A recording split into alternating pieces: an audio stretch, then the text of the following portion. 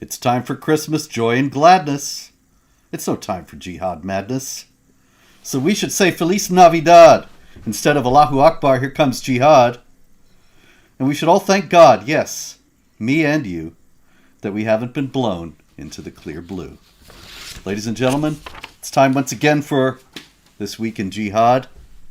We are a little late again this week, so we're going to do Jihad from the 14th to the 21st so that we can come back at you Wednesday, all things being equal, with a full week of more Jihad news, just when you thought it was all over. And we have with us, ladies and gentlemen, the world's premier foe of Jihad.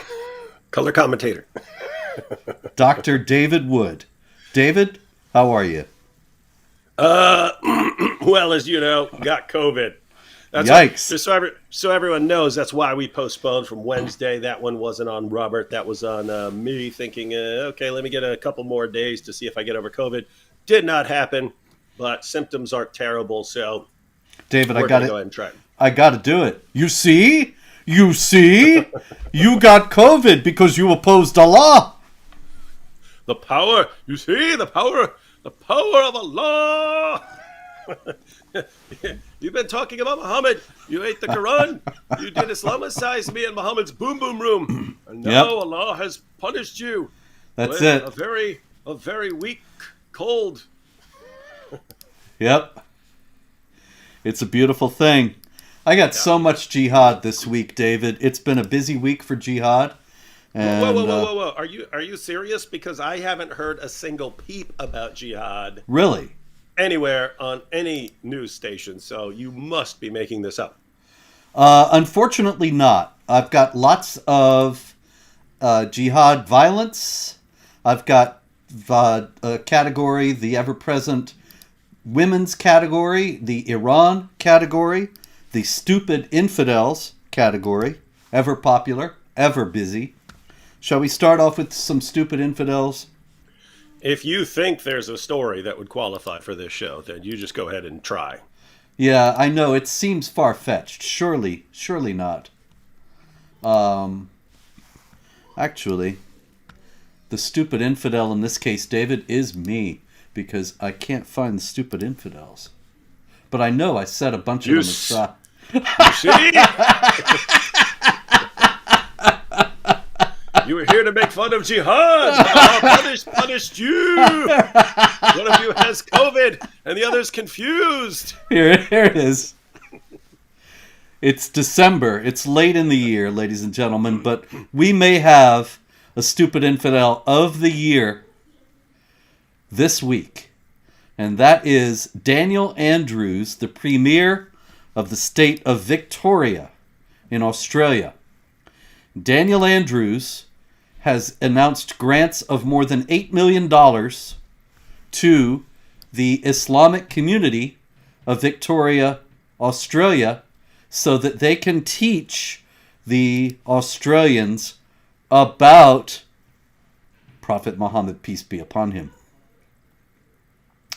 So, Daniel Andrews, it must be noted, is not actually a Muslim, and he is not giving equivalent amounts to other religions so that they can teach the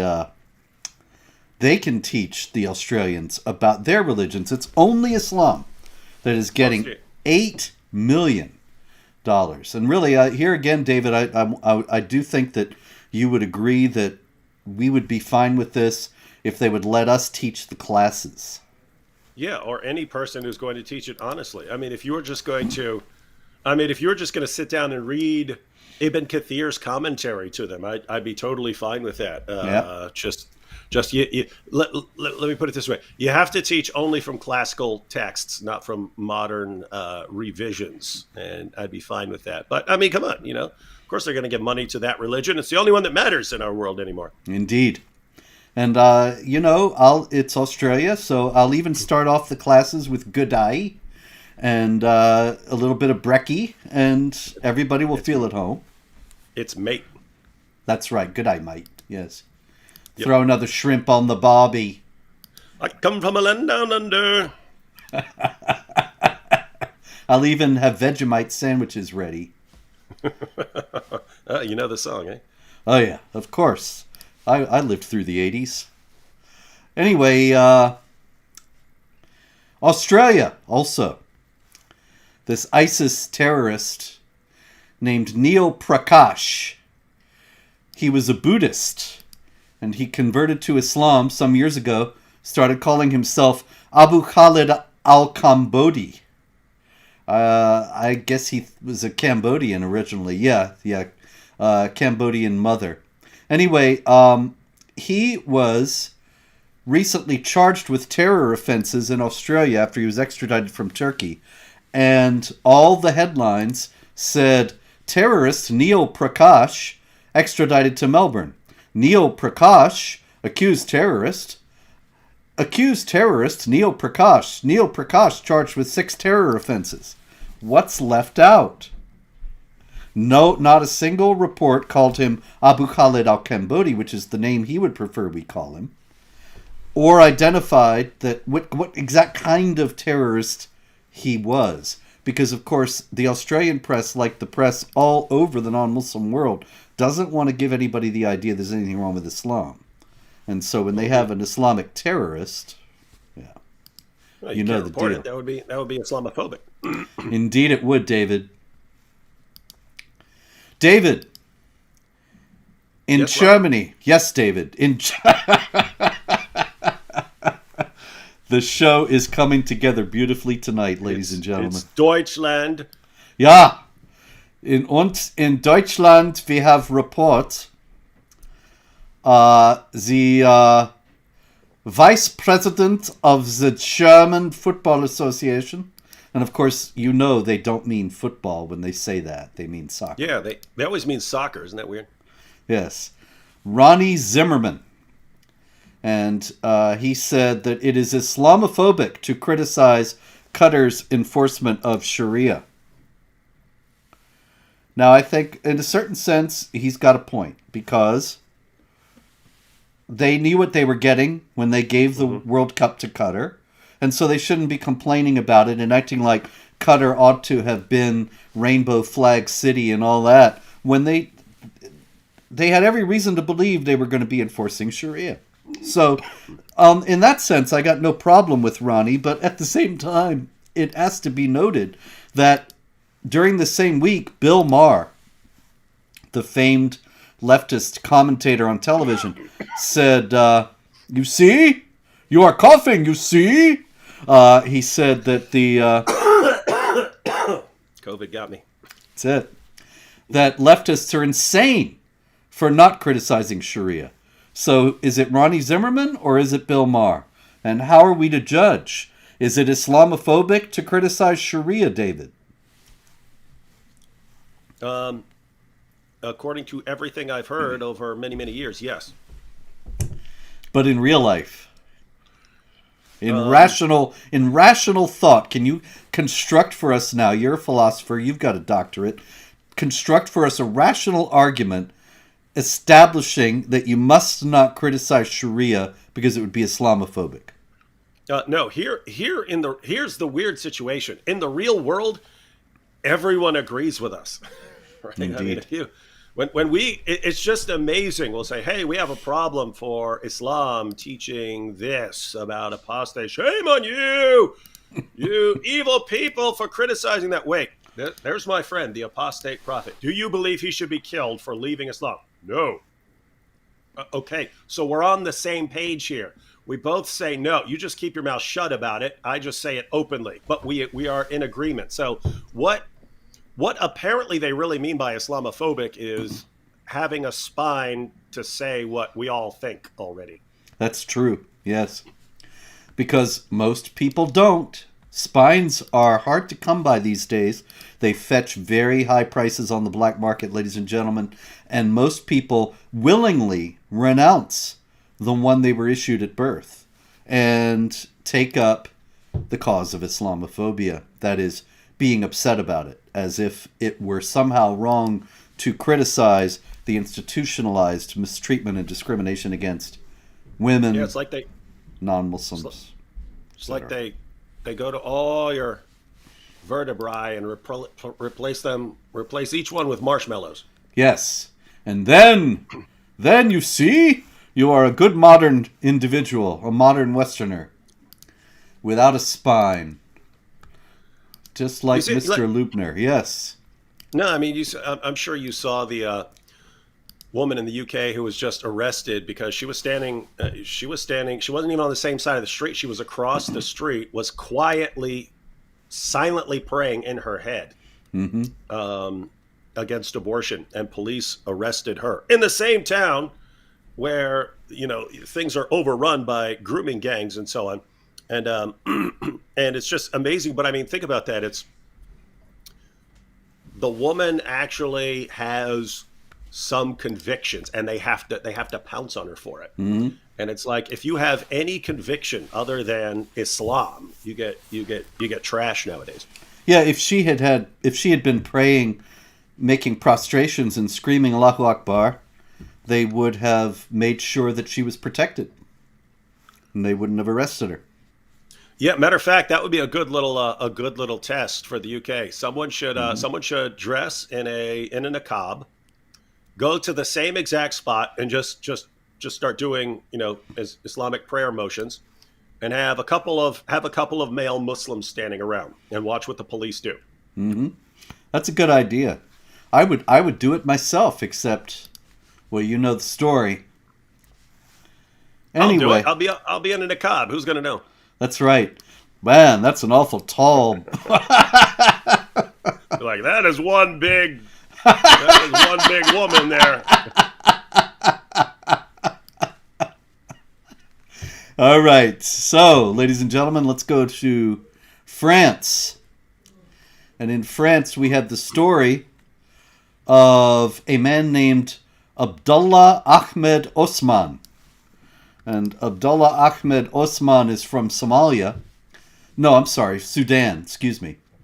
He's from Sudan, and he now lives in France. And in April 2020, he attacked two people. He killed two people and injured 5 others during a murderous rampage on a street in France. And as he was arrested, he said, "Let the whole world hear that Islam is inevitably a witness. I testify that there is no God except Allah, and Muhammad is his messenger." And there was something else that as he stabbed the people, he was screaming, David. And I thought, you always have a good ear for this kind of thing. What do you think he was screaming? I don't know. I feel like I've got to be wrong eventually, but I'm just gonna go with what works. I'm gonna say Allahu Akbar. Yeah, I really thought that this time it was going to be something about go Morocco, win the World Cup, but no, it was Allahu Akbar. Anyway, he has been declared not criminally culpable because, you see, he's mentally ill. Now, he himself articulated quite clearly what he was all about when he said there's no God but Allah and Muhammad is his messenger, and screaming Allahu Akbar, and what do we get? He's crazy. And by the way, think about how their governments are manufacturing their own defenses for jihadis. In other words, like, if you really convince people that anyone who looks at the Muslim sources will see that it's a religion of peace, tolerance, and candy-coated raindrops, well, then if someone says he's killing because of this, he has to be crazy, right? You have to be delusional. If it's so obvious that it's so peaceful, if it's so clear that the Quran says if anyone kills a man, it's as if he's killed all mankind, and there's no compulsion in religion. If it's that crystal clear, and you somehow walking away thinking that you have to fight in the name of Allah, you have to be mental. It's delusional, right? It's like saying, oh, I looked at this math book here and it said 2 + 2 is 4, so I went on a killing spree. They say, oh, okay, you're crazy. Obviously, you're obviously mental. Mm-hmm. So same thing. But yeah, so notice it's by convincing everyone, police, journalists, politicians, everyone, by convincing people that Islam is so clearly peaceful and wonderful that only an insane person would think that it's violent. Well, jihadis also think that it's violent. So they're obviously crazy too. That's it. Speaking of crazy, let's go to Sweden. And in Sweden, we have Maria Malmer Stenergard, who is the migration minister of Sweden. And she has noted that there are quite a few asylum seekers who go back to the country from which they are seeking refuge on vacation. And she has said, and she says, if you go back as a tourist, it indicates that you do not need the protection that you stated that you needed. And I think, wow, somebody ought to give her an honorary doctorate, because this is high-level analysis. But in any case, she says that these people may, and I want to stress, may have their residence permits revoked. But I doubt. What do you doubt? What do you bet, David? Do you think the Swedes are going to say, you go home on vacation, you're not a refugee, just stay there, or are they going to drop the whole thing? Robert, telling them they have to stay there. That would require a spine. That's not allowed. Nothing right. that allows a spine is allowed. So just so everyone understands, right? Let me get this straight, Robert. You said this is Sweden? Yeah. So people submit their paperwork. They say, hey, I'm in Afghanistan. It's this hellhole. It's not safe. It's not safe for us. We're all going to die here. We need asylum. And Sweden opens its arms. Their hearts melt. Opens its arms, and it says, as someone who actually has empathy for other people would, they say, of course, if your lives are in danger and things are really that bad and you're all going to be killed, yes, come to Sweden. And then 6 months later, they say, okay, thanks. We really like living here. Now we're going to go on vacation back to Afghanistan.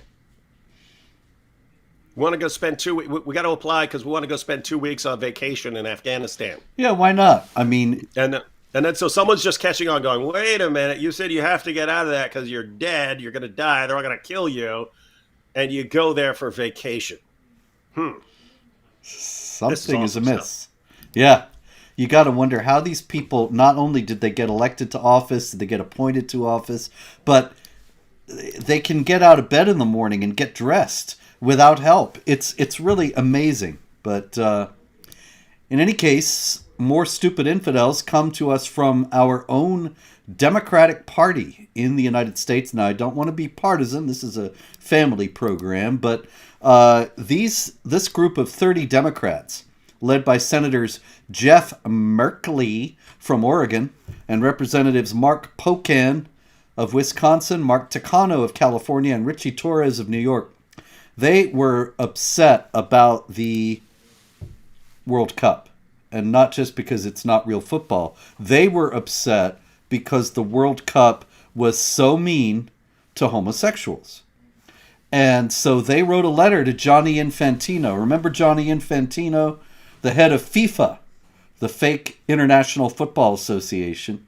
And Gianni Infantino is the guy who said, I feel Qatari. I feel Arab. I feel gay. Showing that he just has no clue what he was dealing with Qatar and Islam. But anyway, they've written to Johnny, and they are very upset about Qatar being so mean to homosexuals, and they never once mention Islam, the Quran, the Prophet. It has nothing to do with any of that, because they know, of course, that it would be Islamophobic to criticize Sharia, just as the vice president of the German Football Association has told us. And we must comply with his orders.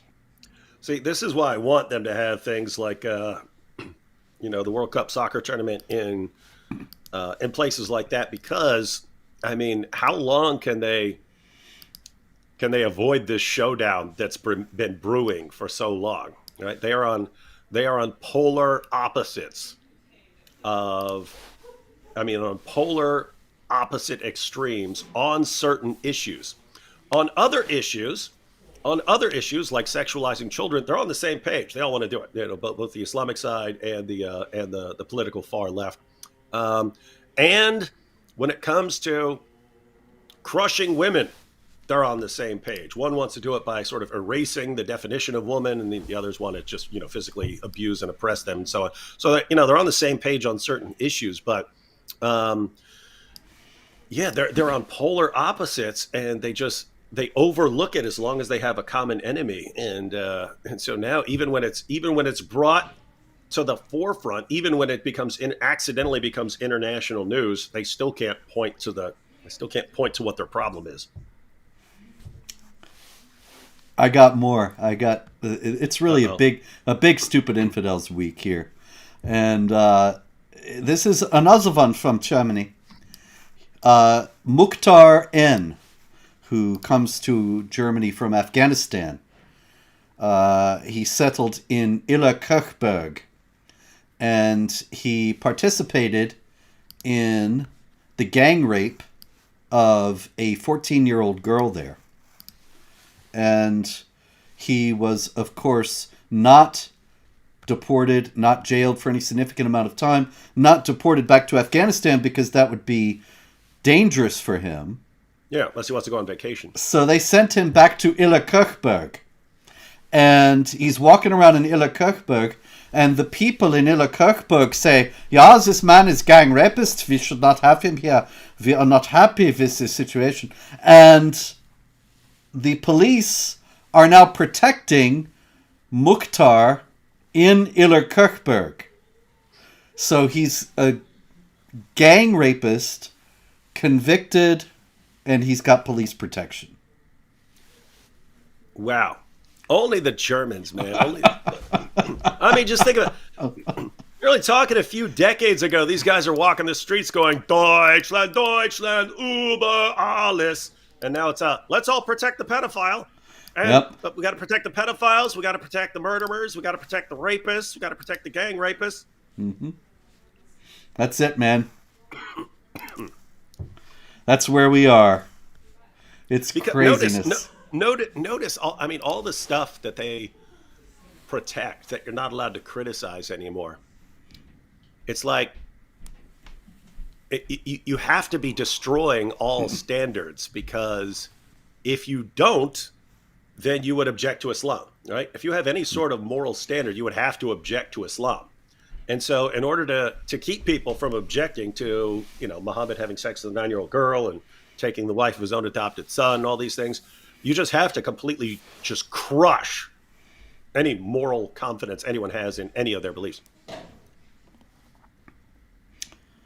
Well, that's just the opposite of what's happening. I got more. Anyway, it's the most wonderful time of the year. And so we need to have a few Christmas stories in here just for inspiration for the folks. And so in Spain, there is a video circulating. You can see it on jihadwatch.org. You can see it on YouTube.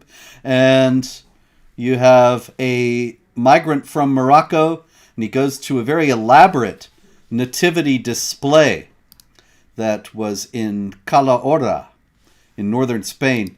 And he takes a hammer to it and just starts smashing the thing. And what I found striking about the video, aside from the strikes he's giving to the actual nativity display, is that all these people are passing by and nobody bats an eye. They just keep walking. They don't run away from him. They don't even look at him. It's as if, this is the most normal thing in the world. Here's another Muslim destroying another Christmas nativity scene. And it's a Tuesday. I thought they loved Jesus and Mary more than us. Well, Ibrahim Hooper will tell you that. And, of course, it's not called Honest Eve for nothing. In France,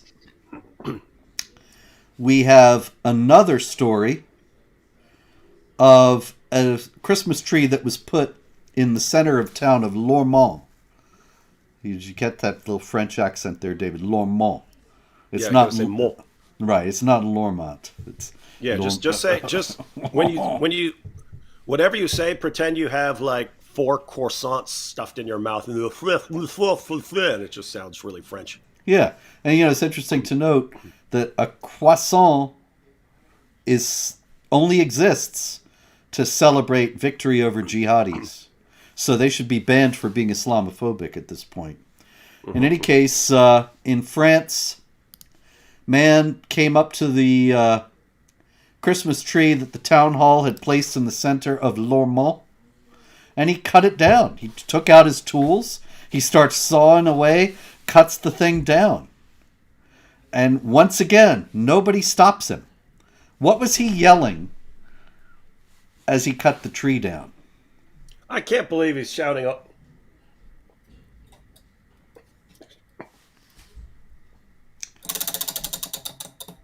Where did you have your money, folks? Was it on Allahu Akbar? In that case, you may have won a valuable cash prize. Contact Zakir Naik for details. In any case, so there's no more Christmas tree in the center of town there in France. Meanwhile, Christmas is... By the way, can you just imagine that, right? Like you have your Christmas tree display. Some jihadi cuts it down. No one does anything. No one bats an eye. And then you have to, walk by this stump every day. And then, if you're going to have any celebration on Christmas, hey, let's go. Let's all go stand around the stump. The diversity stump. Yeah, the stump that pretty much symbolizes our entire country. Mm-hmm. Yeah. Yeah. Oh, I'm sorry. That's the wrong country. But anyway, yes. The stump of diversity. The symbol for the 21st century. In Australia, good eye, another one from Australia, we have Wissam Abu Usaid Haddad. And he said that saying Merry Christmas is more severe and hated by Allah than if you were to congratulate someone for murder. Why would he say such a thing, David? Yeah, there are videos of Muslim scholars and stuff saying that for years, that not just congratulating someone for murder, but they'll say that wishing Merry Christmas is worse than murder, because murder is just murder, whereas saying Merry Christmas is shirk. And shirk is the worst sin. Because a murderer kills your body, but if you commit shirk, you're killing your soul. And Allah. That's the... Allah hates that. Hey, by the way, did you see, David? And really, I'm not prepared to talk about this. I shouldn't even mention it. But we can just take a little excursus. There was since both of us have spoken about this publicly, and I write about it in the Critical Quran, did you see that there was an Islamic preacher who says, yes, of course, Allah prays for Muhammad? Yeah, that's actually old. People don't realize who that is. Oh, yeah? That's Sheikh Muhammad al-Yaqubi. That's the 34th grandson of Muhammad. I originally used a picture of that dude because he looks like Opie Taylor converted to Islam. You know what I mean? It's like Opie Taylor converted to Islam and grew a beard. It's like the whitest ginger in history. And this is Muhammad's grandson. So I use a picture of him to compare with all these passages about Muhammad being the whitest prophet in history. But yeah, it's him, and saying how great it is to pray for Muhammad. I mean, even Allah prays for Muhammad, and so we do as well. And it's just this amazing thing where, for years, they can go around saying that Muhammad is so great that even Allah prays upon Muhammad or prays for Muhammad. That's how great Muhammad is. Even Allah himself prays. Allah and the angels pray. And so you Muslims need to pray too, just like Allah and the angels. And they can go around saying that for 14 centuries until we use it as an argument and say, hey guys, if Allah is praying, who's he praying to? Is he praying to himself or is he praying to someone else? And then suddenly, you liars! That's not what it says. That's not what it says. That's not what it means. That's why you have COVID. Ha ha! You see? Isn't that? But I've seen that over and over again. Yes. For years, you open up the hadith and it'll say, you have Aisha saying, he struck me on the chest, which caused me pain. And they're perfectly fine with it saying that. Struck me on my chest, which caused me pain. Go to the same books now with the new translations, he shoved me. And so it's just it over and over again. As soon as we start using something as an argument, they change it. They change the meaning. Yep. Well, I didn't realize it was old. So anyway, it's just been circulating around again. I hadn't seen it before. Sheikh Opie, I'll have to look at him. Just saw the quotes. Anyway, Hey,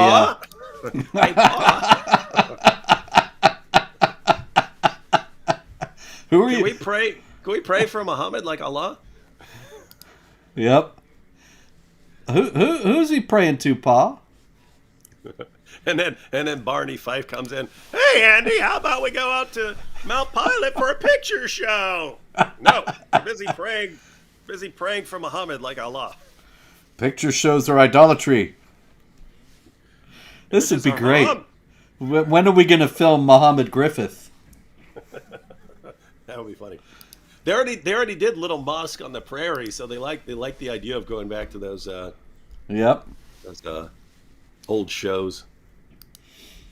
All right, we'll go on to actual jihad. Muslims being Muslims, jihadis being jihadis, and a couple of Muslims in Uganda heard Christian preaching and converted to Christianity. Arafa Senyanga and his brother Zulufa Hajadi Nakimuli. Zulufa Hajadi Nakimuli. And they were set upon by Muslims who were screaming something. What do you think they were yelling, David? I got to go with my gut on this one and say Allahu Akbar. Yep. You're right again. Your streak is still intact. And they beat them with canes because they converted. I think they must have been moderate Muslims because they didn't kill them. That's very moderate. I mean, when you said beat them with canes, I was actually relieved. Like, oh, good, finally. They didn't, kill them.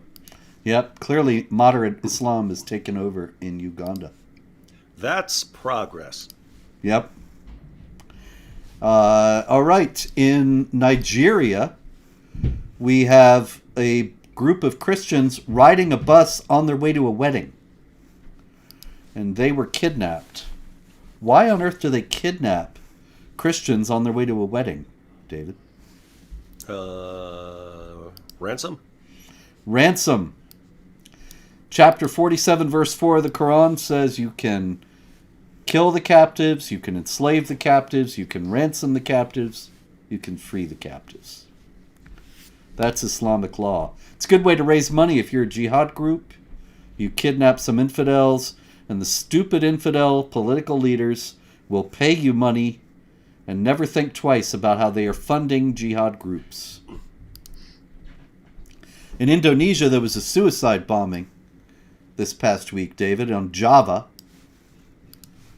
And on the island of Java, where there's a great deal of coffee. And the Indonesian police said that there was a note that said that the criminal code, the Indonesian criminal code, is the law of infidels. And that he was doing this, he killed a police officer in the suicide bombing. He was doing this because he wanted to fight the satanic law enforcers. Now, what on earth did he mean by that? Why would Indonesia, a majority Muslim country, have a law that he would consider satanic? Yeah, we've had that. We've talked about that before. If it's anything other than 100% Sharia, it's at best a compromise for them, and you can't have that. And so they have a problem with any government that is not fully implementing Sharia, and they've been taught that violence is the solution to any problem. And so you just keep attacking until they go full-blown Sharia. That's it. And Indonesia's well on the way. In Morocco, a French couple was there as tourists, couple in their 80s, down from France. And they were in the coastal town of Moulay Boussalham, not far from Rabat. And they were stoned not in the ordinary way that Westerners are stoned in Muslim countries, but they were actually stoned with stones. And the woman was killed, the man was seriously injured, and then the Moroccan authorities said this was a mentally ill individual, an unstable person. He was mad about World Cup. Could be. But the whole stoning thing, where do you think that comes from? So they're a married couple? Yes. Couple of infidels, though. Yeah, but that would normally be strike at their necks. So is this guy stupid? Maybe that's it. Maybe that's why they said he was mentally ill. Yeah. Hey, that would be his defense. Your Honor. Your Honor. If my defendant, if he were in his right mind, would he have stoned these people? No. That ain't the Quran. The Quran says chop their heads off. Your Honor, come on. This man's obviously insane. That's it. We find him not guilty by reason of mental defect. Yep. Go to the mental hospital and study the Quran and learn what you're really supposed to do. Oh my goodness. All right, in India we have Muslims found to have strewn nails all over the road on the road to a Hindu pilgrimage site. That's a little bit of Islamic tolerance for you. But we by hear the a way, lot about Islamic tolerance. Just so you know, when you're talking about and they beat this person for apostasy and they put nails all over the ground, I'm thinking, wow, that's messed up. But at least they didn't kill them. It's amazing how low the bar now is, right? Mm-hmm. Like, okay, anything other than just slaughtering people in the name of Allah is not as bad. It's not as bad. Maybe I'll call this Moderate Week, the moderate edition. The moderate Islam edition. Yep. In France, also, speaking of Morocco, after all this soccer that they've been playing and these guys were out rioting when Morocco beat France in the World Cup, and there's video, you can see it on Jihad Watch, of the Moroccans in France saying, "Long live Morocco, to the Quran," and not down with France, but something like that, a little less family friendly. So these people live in France now, David. Why on earth would they not be overflowing with gratitude for the country that took them in and gave them refuge? Yeah, and why? They love Morocco. Why would they not want to be there? Yeah, it's very strange. They left Morocco. I just don't understand it. Why would they do that? No, it's just amazing that Islam does one thing better than anything else it does. It makes countries where no one wants to live, not even Muslims. And then so Muslims get out of those countries as fast as they can and go anywhere else in the world. And then as soon as they get there, they want the country run by Islam, which does nothing but make places where no one wants to live. And it's doing a great job as people are trying to conform to the demands of people who want to slaughter them in the name of Allah.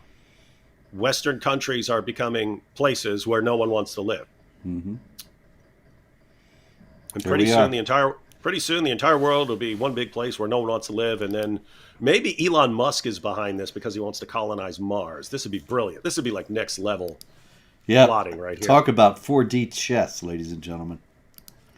Well, they invented chess, you know. Anyway, somebody pointed out algebra. Yes. And alcohol. They don't talk about that one too much, but it's the same kind of thing as algebra. A verbal resonance is what I mean. Anyway, France beat Morocco, not Morocco beat France. Sorry about that, ladies and gentlemen, but I don't really follow soccer.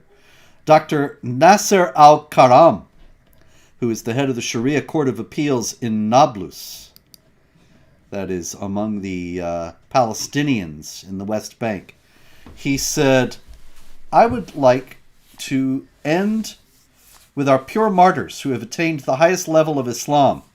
As you know, the pinnacle of Islam is jihad for the sake of Allah. The martyrs have attained the highest level of Islam. Jihad for the sake of Allah. Now, surely he means getting the kids to school on time, right, David? But then you go on, he says, they have made a profitable deal with Allah. Allah has purchased from the believers their lives and their properties. In exchange for that, they will have paradise. And what is the price? That sounds exactly like Surah 9, verse 111 of the Quran. Why, you're right, David. And he goes on to say they fight for the sake of Allah, they kill and get killed. And then he adds, this war is ongoing. So he's obviously means jihad is warfare. And he says it's the highest level of Islam and it has to do with killing. How did he misunderstand Islam so badly? Well, to be fair to him, the Quran really, really, really makes it sound like that, right? So you have Surah 9. You have Surah 9, of course, and then you have, Surah 9, 29, Surah 9, 73, Surah 9, 123, and they all talk about either fighting or waging jihad against unbelievers and even against hypocrites, Muslims who are claiming to be Muslims but aren't really. So they talk about fighting, and I've actually seen over and over and over again for years. I'll point out, but right here, 929, it says, fight those who do not believe in Allah. And Muslims will say, but what does it mean to fight? It just can mean fighting verbally through argumentation and debate. And you just drew attention to the problem. Surah 9, verse 111, same chapter, defines what fighting means. It means slaying and getting slain. You keep killing until you get killed. This is the bargain that he's made. So it defines what it means to fight in the way of Allah. You see? So if you just, if I have killed all your arguments. I have slain. And slaughtered them in the name of Allah. Raped their wives of your arguments. And enslaved the children of your arguments.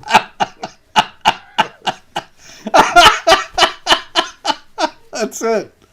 Think of this. This is like it's either they're saying something horrible or they have to be deceiving. So again with the it says fight, but maybe it just means through debating, and Allah Himself defines what it means to fight in Allah's cause, and involves killing. And then if someone mentions that, he sounds like a crazy person, even though he's literally reading words off a page. Yeah, I'd like to see somebody go to Nablus and talk to Dr. Nasser al-Karam and explain to him how he's misunderstanding Islam. One of the moderates in the West who is always telling us that it's really all about peace really ought to go over there and explain to him how he can get right about Islam. Maybe honest Aib Hooper. Yeah, maybe he could be the guy. He's looking good. He had his stomach stapled and he's looking very svelte. Maybe it's time that he takes that trip over there, sets those boys straight. Anyway, there's plenty more. Let's see. In Germany, our friend Michael Sturzenberger has once again been attacked. He was struck by a Muslim. There's video in Jihad Watch of Michael Sturzenberger in Bonn, home of Ludwig von Beethoven, and he was discussing contested issues with this Muslim, who then, in front of all these cops, felt free to slug him. Turned out that the guy was I think, mixed martial arts fighter, some kind of athlete, in any case. So he hit him pretty hard, and obviously feels like he can act with impunity in front of the German police, which is interesting enough. All right, we have, David, let's see. In the women's section, we have in India, one of these stories very common. A Muslim poses as a Hindu, rapes and harasses a Hindu woman, finally reveals that he's a Muslim and pressures her to convert to Islam. Why does he feel necessary to do that? Why does he pose as a Hindu instead of just being who he is and presenting himself and saying, let us get married, even as I am a Muslim and you're a Hindu? Why is that? Why can't he do that? He wouldn't be allowed to marry a Hindu, and so when that happens, you just rely on deception. And we know, of course, from the story of Cobb that you can use deception in order to further the aims of Islam. So I mean, it's pure evil. It's pure evil, but they do come up with brilliant ways to exploit the system. Indeed. Indeed. In Spain, a migrant from, let me see where he's from, Pakistan. A migrant from Pakistan was arrested because he was trying to get his 19-year-old daughter to go back to Pakistan with him in order to marry a much older gentleman that he had picked out to be her husband. She didn't want to go. And the Spanish authorities have arrested him for this. But imagine their surprise when they find out that this sort of thing is, I think, quite a bit more common than they probably expect. Yeah, a lot of the honor killing cases we've heard of over the years had to do with fathers wanting to force their daughters into an arranged marriage and them not wanting to, and then fathers just killing because you have to set an example for your other daughters. Mm-hmm. And for the rest of society. And cleanse the honor from that's been cleanse the dishonor that has stained your family. In India, we had another honor killing. Muslim gentleman in India whose name was Sadiq in Mushirabad. He killed his daughter because she was talking on the phone too much. Constantly on the phone. I think, well, she must have been a teenage girl, but apparently he thought that was out of line for her duties as a daughter, perhaps as a prospective wife. Who knows who she was talking to, and all that. They are concerned. A lot of people are concerned about the influences and so on. And let me just give you a quotation from, are you familiar with Daniel Hakikachu, Robert? Oh, sure, yeah.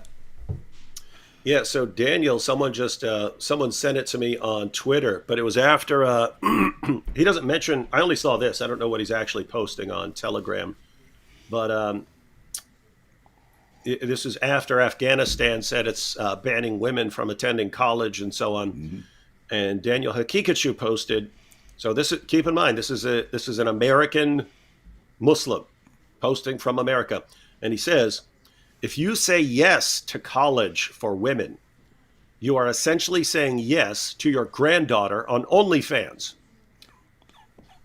The college to OnlyFans societal pipeline is just a mere matter of decades. So this is Daniel Hakikachu saying, hey, if you let your daughters go to college, then you're basically telling them to go become webcam girls, I guess for Andrew Tate. So I don't know why it would be a problem, right? Anyway, but notice the similarity. It's if you want to go to college, I have to kill you because you're if I don't, you're just going to be an OnlyFans girl. And then you're talking on the phone all the time when I told you not to. This is going to lead you to become an OnlyFans. I just need to kill you and get it over with. So and we criticize it. We're the bad guys. Well, it's just absurd. He seems to be conflating a healthy society with the society that we have now, acting as if it was inevitable that society take this trajectory, when actually the Christianity for which he has so much contempt, if it had not been discarded by Western society, then you wouldn't be seeing OnlyFans and this kind of thing. But in any case, these distinctions are lost upon such people. In Sudan, we have a woman who has been charged with adultery, and her death sentence was commuted. She will instead spend 6 months in prison because she admitted to kissing a man. In Germany, a migrant from Afghanistan. Where do you think he stabbed his wife, David? I'm going to go with neck on this one. You are correct, sir. He slit her throat because of her independent lifestyle. So if you want to argue like Daniel Hakikaju, you could say hijab leads inevitably to stabbing your wife in the throat for her independent lifestyle. And it's just a matter of decades. And Daniel Hakikaju would be entirely justified to say, well, that's not necessarily so at all. You can have plenty of people who live their lives wearing hijab and they never get stabbed in the throat for an independent lifestyle. And that's a perfectly reasonable argument. But if it is, then his argument for college leading to OnlyFans is likewise in tatters. The critique about Islam's treatment of women is not and should not be based on these extreme examples. But certainly when you allow for the beating of disobedient women, you're opening the door to this kind of thing.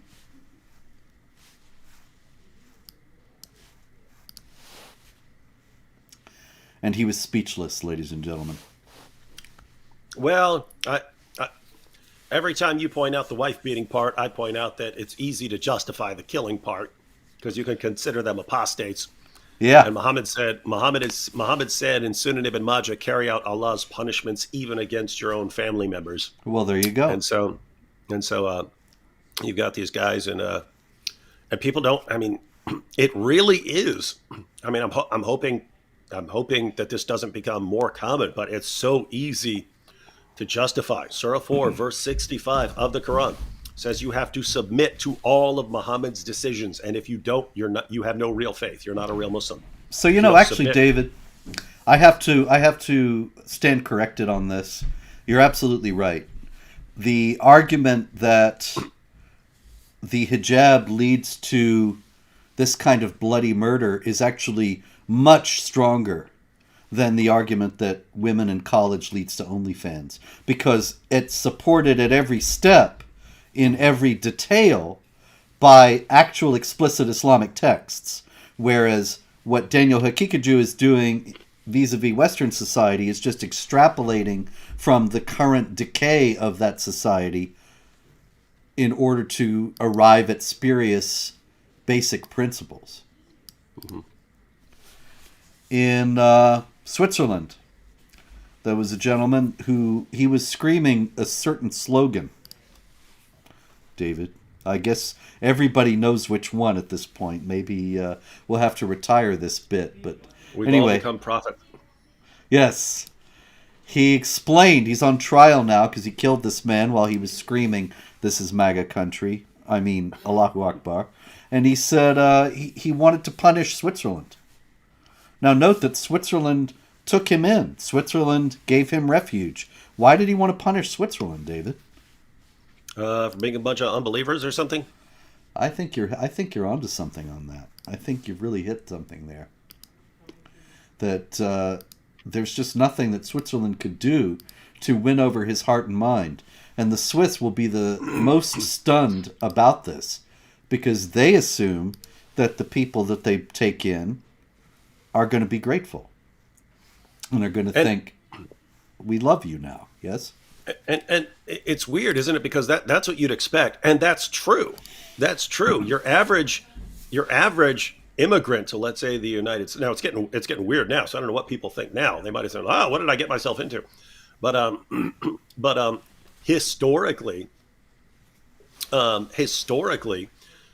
I mean, immigrants had a lot of appreciation for the country that would take them in, especially people who have to actually flee and get asylum in another country. They come from, horrible war zones and stuff like that. And then they come to a different country that takes them in, and they're usually extremely grateful.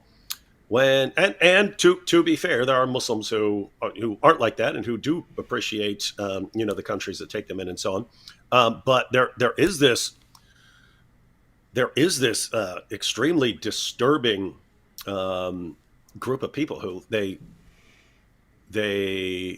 immigrate. The country takes them in from a Sharia compliant hellhole that they come from, and they absolutely despise the country. And this isn't just random people. I mean, Ilhan Omar's like this. I mean, she ended up in a refugee camp in Kenya from Somalia, So Somalia was a Sharia compliant hellhole. Then she goes to a refugee camp, which was no picnic. Then the United States takes her in. She becomes a congresswoman and absolutely despises the country that took her out of the refugee camp and made her one of the leaders of the country. Only Islam could explain this. And it's the one thing people don't want to look at. We're running out of time. Got to hit the Islamic Republic of Iran. The demonstrations are still going on there. The regime is deeply threatened, but there have been a couple of sidelight stories that were very interesting. One was Nika Nakubin. You remember Nika Nakubin, David? No. Nika Nakubin is a college student, probably very much like what you were just describing in relation to Ilhan Omar.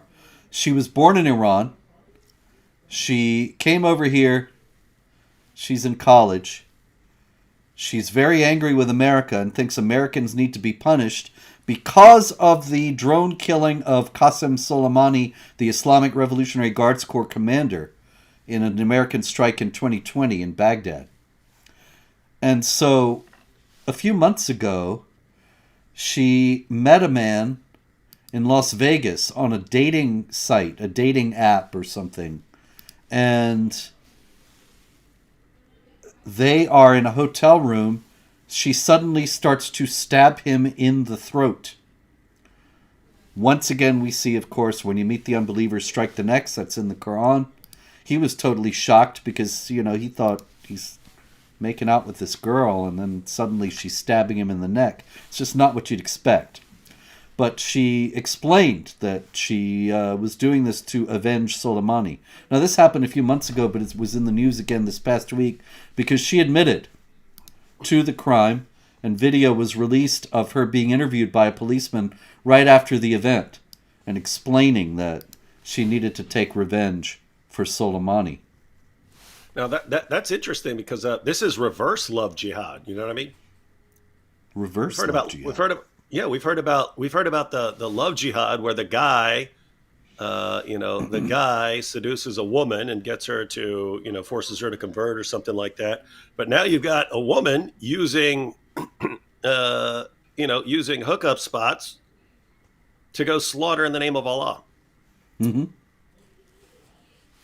Yeah, it just shows, get married. That's it, ladies and gentlemen. Don't go to hotel rooms with some stranger you met on a dating app.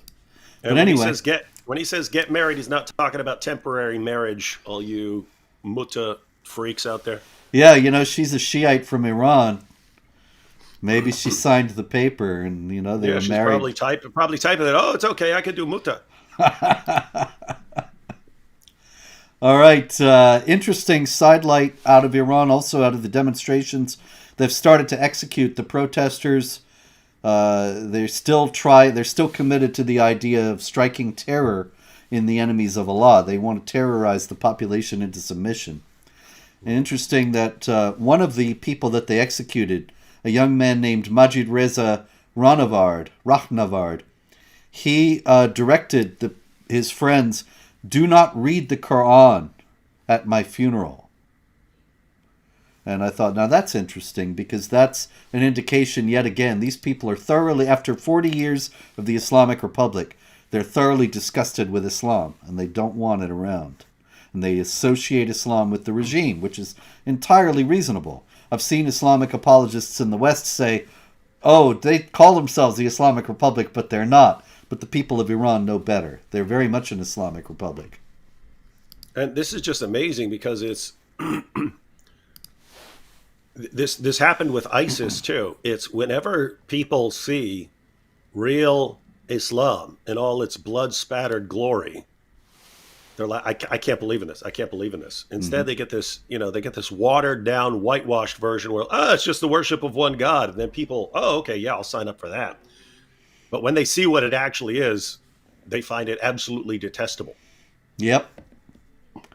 Yeah, it's funny you say that. I was just on Twitter earlier today. I saw this professor at Oxford, a guy who should know better, and he says, can you give me arguments for and against Christianity and Islam? And I thought, well, that's interesting. So I read down a little bit into the comments, and he adds, yeah, I'm leaning toward converting to Islam, but I just wanted to see what you people thought. And many people were in the comments there telling him, oh, it's just the worship of one God. It's the most rational of the religions. And he's in for it if he says the Shahada, but he'll find out sooner or later.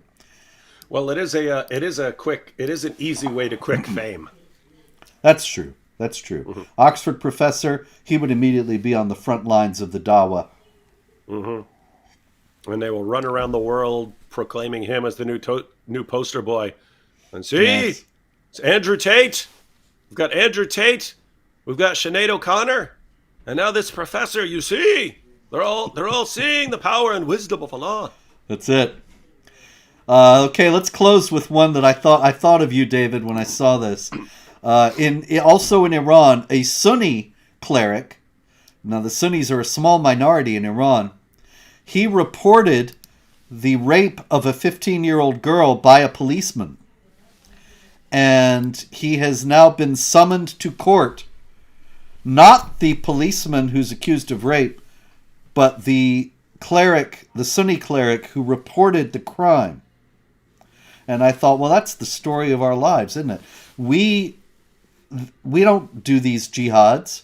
We just report on them, and then we're the ones that are vilified and demonized and smeared for reporting on these activities by people who never said a word about the activities themselves. Yep, shame on anyone who actually reports what's happening.